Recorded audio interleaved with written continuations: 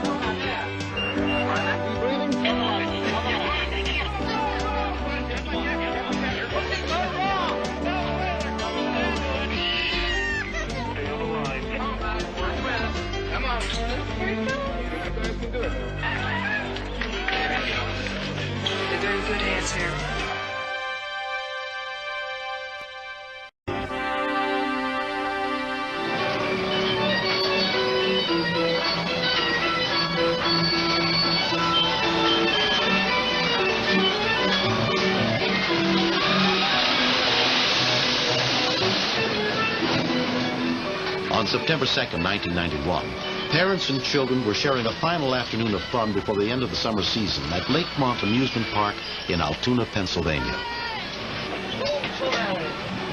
Sherry Danella's daughter, Lindsay, had saved one of her favorite rides for last. We were at the concession stand, and Lindsay asked if she could go on the little roller coaster, and I said, fine. All right. It was the last day of work for 17-year-old Chris Whitfield at his summer job. Go the ride.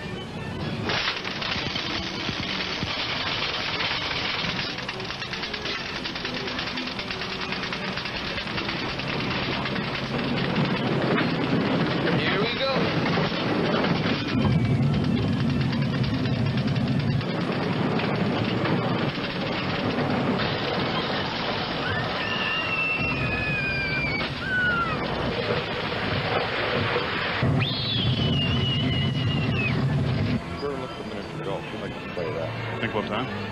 Kevin Holland and his father were on their way to meet Kevin's wife and little boy at the carousel.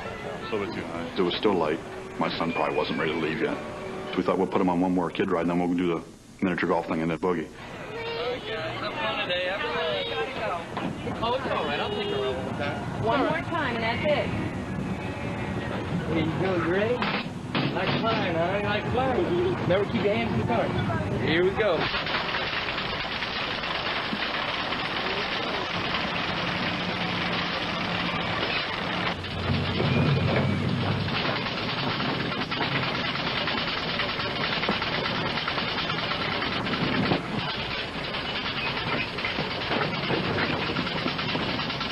The car stopped right before it would catch hold onto the chain that would take it up. He must have tugged maybe 5, 6, 7 times on the car itself.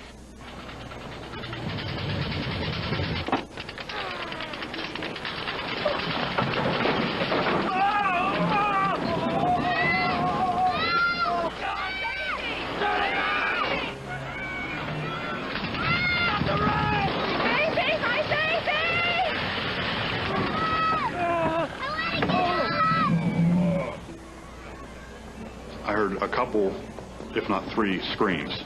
And when I heard my baby, I started to pick up the pace a little bit. When I rounded the bend, something was not right. That's when I saw his leg move. Okay, now we're going to get him down, okay? Okay, son, listen to me now. We're going to try to get you down, okay? I saw the ground. It was covered in blood.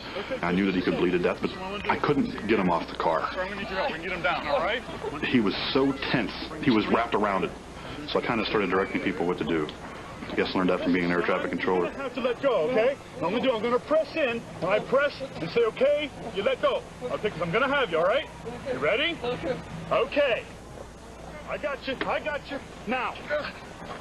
There you go. Let's bring him back in. Bring him back in. I got you now. Okay, I know what it is. What was left of his leg was next to his hip. I couldn't afford to have him see that, because if he saw that, I figured that he wasn't going to be as calm as he was anymore. Now look, I want you to look right here, okay? Just look at me for a second, all right? You're going to be okay. Okay? All right. Listen, I need some ice, I need some water, I need blankets, anything. And everybody else, just calm down, okay? I noticed that there was some blood still coming out rapidly.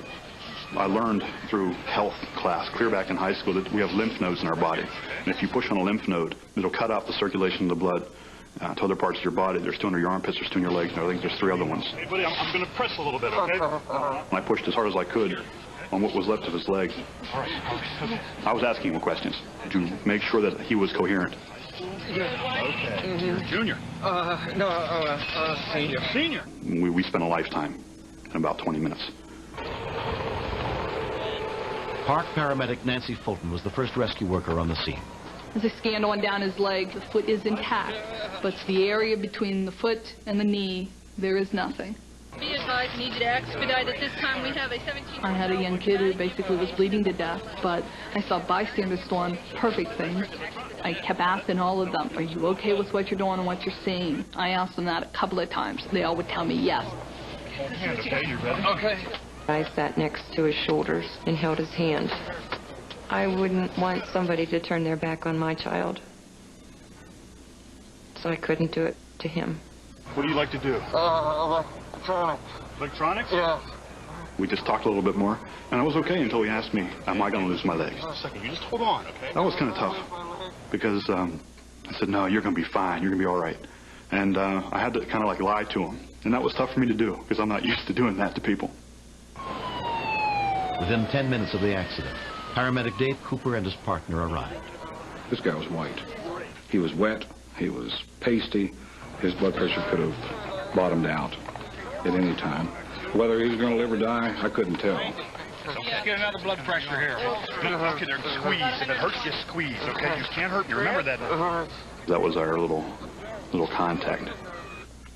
And I was still holding Chris's hand even after he got on the board, I believe. And I said, you're going to have to go now. And he said, okay. I'll see you later. Everybody take it easy, okay? I was walking out. I looked at my wife. She looked at me. And I said, that boy's going to lose his leg. That's when it really sunk in. And I kind of gathered myself a little bit. And I said, he could die. I don't think I cried quite so hard in a long, long time. And I put my arm around my dad because I needed help getting out of the park. He's here. Okay. Easy, guys, easy. Big turn here. All right. By the time Chris arrived at Mercy Hospital, his blood pressure was dangerously low. Emergency physician Pradip Swain took charge of his care. We immediately poured blood into his system, and all of a sudden I found that the blood dripping on my pants. It is coming through the mass trousers. So immediately I said, get me, he must have to clamp that artery.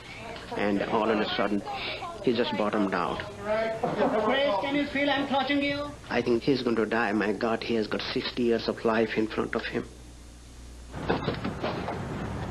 Chris's parents, Kurt and Bonnie Whitfield, had been at a family birthday party when they received a call from the hospital. They knew whatever the activity was going on was serious. I saw his one sneaker on the floor. He was covered up. And he just said he had a bad injury to his leg. The helicopter came in. He's going to the trauma center in Johnstown. The parents are here. Probably they'll never see him again. I said, take only 1 second. Hold the hand, give him a hug, give him a kiss. I'm not real religious, but I believe in God. I asked him, he's 17. Give him a chance. If you give him his leg back, he can have my life. Chris was transported to the trauma unit of Conemaugh Valley Memorial Hospital, 40 miles away. But there was nothing doctors there could do to save his leg. I had a tough time. I know whenever he was born, when all the kids were born, any mother counts the baby's toes, counts the baby's fingers. But I would rather deal with whatever we have to deal with, if it's like being amputated, than to have been making funeral arrangements. I wanted to see Chris really bad, but it took 2.5 to 3 days to find out what had happened. It was kind of a mix of emotions a little bit. I wasn't sure if I really belonged. I wasn't family. but I wanted to know things. Now, there's nobody else in the hallway but me and Chris. So I walked over to him. I looked at him. I said, "You don't remember me, do you?" And he started to cry. He looked at me and he said, "You saved my life, didn't you?" And it was kind of like that was the recognition thing. And he squeezed my hand. And I said, "No, I was just there." You know, the doctors and the paramedics did a great job, but I wouldn't have made it that far if it wasn't for Kevin. I think if you're doing like 20 here, you can increase the weight a little. 8 months later, Chris is adjusting to the use of an artificial limb. I had met a guy who has a prosthesis. He had told me to wear a prosthesis is no different than wearing a pair of glasses. I'd still do the things I used to. There were friends that came from school. They were afraid to go in and see him. They didn't know how to cheer him up. And I told him, he'll cheer you up. He'll ease you. Well, how you doing, buddy? An investigation conducted by state and federal agencies determined the Lakemont Park kiddie coaster to be safe. I'll get up and dance at my prom. I've danced with my girlfriend before, since my accident. Looks funny, but she doesn't feel different towards me. I'm still me. Pick it, ready? If this was the only way to be his friend, I'd rather not know him. But it allowed us the opportunity to become friends. And what we went through is what has bonded us. No one knows at what moment you step onto somebody's life like this. To see a mangled foot and to put pressure on that, that takes courage to do that. They are the greatest heroes than sending someone to space, you know.